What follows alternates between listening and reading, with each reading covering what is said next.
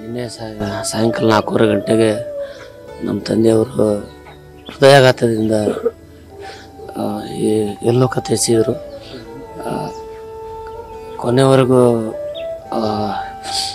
ದುಡಿತಾನೆ ಇರಬೇಕು ಅನ್ನೋ ಆಸೆ ಅವ್ರಿಗೆ. ಶೂಟಿಂಗ್ ಹೋದ ಟೈಮ್ನಲ್ಲೇ ಭಗವಂತ ಅವ್ರನ್ನ ಕರ್ಕೊಂಡ್ಬಿಟ್ಟ. ಕೊನೆವರೆಗೂ ಅವರು ಹಿಂಗೆ ಯಾವಾಗಲೂ ವೃತ್ತಿಲೇ ಇರಬೇಕು. ನಾನು ಸಾಯುವವರೆಗೂ ಸರ ಬಣ್ಣ ಹಚ್ಕೊಂಡೆ ಸಾಯ್ಬೇಕಂತ ಅಂದ್ರು. ಕೊನೆಗೆ ಅವ್ರದ ಅಲ್ಲಿ ಹೋದಾಗ ಅವ್ರಿಗೆ ಹಾರ್ಟ್ ಅಟ್ಯಾಕ್ ಆಗಿಬಿಡ್ತು. ದಯವಿಟ್ಟು ಅವ್ರ ಆತ್ಮಕ್ಕೆ ಶಾಂತಿ ಸಿಗಲಿ. ಇದಕ್ಕಿಂತ ಹೆಚ್ಚು ನನಗೇನು ಮಾತಾಡೋಕ್ಕಾಗಲ್ಲ. ದಯವಿಟ್ಟು ನನಗೆ ನಿನ್ನೆ ಬೆಳಗ್ಗೆ 8 ಗಂಟೆಗೆ ಗೊತ್ತಾಗಿದೆ. ನಾನು ಬೆಳಗಾವದಲ್ಲಿದ್ದೆ. 8 ಗಂಟೆಗೆ ಗೊತ್ತಾದ ತಕ್ಷಣ ನಾನು ಅಲ್ಲಿಂದ ಹುಬ್ಳಿಯಿಂದ ಅಲ್ಲಿ ಹೋಗೋದ್ರೊಳಗೆ ಅವರು ಇನ್ನೂ ಸ್ವಲ್ಪ ಕೈಕಾಲೆಲ್ಲ ಆಡಿಸ್ತಾ ಇದ್ರು. ಆಸ್ಪತ್ರೆಗೆ ಎಂಟ್ರಿ ಆಗಿ ಜಸ್ಟ್ ಹೋಗೋದಕ್ಕೆ ಡಾಕ್ಟ್ರ್ ನೋವು ಮೋರ್ ಅಂತಂದ್ರೆ ತುಂಬ ನೋವಾಯ್ತು. ಯಾಕಂದ್ರೆ ನಾನು ಅವರ ಒಂದು 15 ವರ್ಷ 20 ವರ್ಷದಿಂದ ಸದಾ ಅವರಿಂದ ದೂರ ಉಳಿದ್ಬಿಟ್ಟಿದ್ದೆ.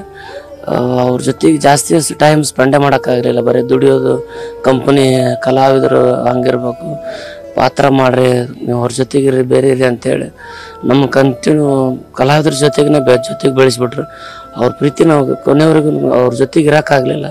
ಅದೇ ಒಂದು ದುಃಖಕರ ಸಂಗತಿ. ಅವರಿಗೆ ನಾವು ಮಕ್ಕಳ ಪ್ರೀತಿನ ಕೊಡೋಕ್ಕಾಗಲೇ ಇಲ್ಲ.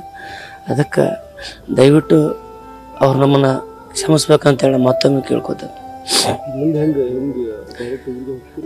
ಇಲ್ಲಿಂದ ನಮ್ದು ತೋಟದ ಮನೆ ಸಿಂದಗಿಲಿರುತ್ತೆ, ಚಿಕ್ಕ ಸಿಂದಗಿ ಅಂತೇಳಿ, ಬಿಜಾಪುರ ಜಿಲ್ಲೆ ಸಿಂದಗಿ ತಾಲೂಕು. ಅಲ್ಲೇ ತೋಟದಲ್ಲೇ ಮಾಡ್ಬೇಕಂತೇಳಿ ಈಗಾಗಲೇ ಎಲ್ಲ ಹಿರಿಯರು ತೀರ್ಮಾನ ಮಾಡಿದ್ದಾರೆ. ಹಾಗೂ ನಮ್ಮ ಕುಟುಂಬದವ್ರು ಕೂಡ ಅಲ್ಲೇ ಮಾಡಬೇಕು ಅಂತೇಳಿ ತೀರ್ಮಾನ ಮಾಡಿದ್ದಾರೆ. ಯಾಕಂದರೆ ಕಲಾವಿದರಿಗೆ ಜನಗಳನ್ನೇ ಆಸ್ತಿ. ಅದಕ್ಕೆ ಜನರ ಅಲ್ಲೇ ಜಾಸ್ತಿ ಬರೋದ್ರಿಂದ ಎಲ್ಲ ಕಡೆ ತೊಗೊಂಡೋಗಕ್ಕಾಗಲ್ಲ ನಮ್ಗೆ. ಅದಕ್ಕೆ ಡಾಕ್ಟ್ರೂ ಅದನ್ನ ಹೇಳಿದ್ರೆ ಜಾಸ್ತಿ ಸ್ವಲ್ಪ ಸ್ಪೆಂಡ್ ಮಾಡಿಬಿಡ್ರಿ, ಆದಷ್ಟು ಬೇಗ ಮುಗಿಸ್ರಿ ಅಂತೇಳಿ ಅವರು ಕೊಡಬೇಕಾದ್ರೆ ಮೊದಲೇ ಹೇಳಿದ್ರು. ಅದಕ್ಕೋಸ್ಕರ ಇಲ್ಲಿ ಈಗ ಇಲ್ಲಿ ಬರ್ಬೇಕಾದ್ರೆ ಲೇಟ್ ಆಯಿತು. ಇನ್ನೊಂದು 10 ನಿಮಿಷದಲ್ಲಿ ಬರ್ತಾರೆ. ಅಂತಿಮ ಸಂಸ್ಕಾರ 3-4 ಗಂಟೆಗೆ ಆಗ್ಬೋದು ಸರ್. 3 ಗಂಟೆಗೆ ಅಂದರೆ ಇಲ್ಲಿಂದ ಮತ್ತೆ ಅಲ್ಲಿ ಸಿಂದಗಿ ಹೋಗಕ್ಕೆ ಒಂದು 2-3 ಅವರ್ ಬೇಕು ಸರ್. ಅಲ್ಲಿ ಹೋಗಿ ಮಾಡ್ತೀವಿ. ನ್ಯೂಸ್ ಫಸ್ಟ್, ನಿರ್ಭೀತಿಯಿಂದ ನಿಮ್ಮ ಪರವಾಗಿ.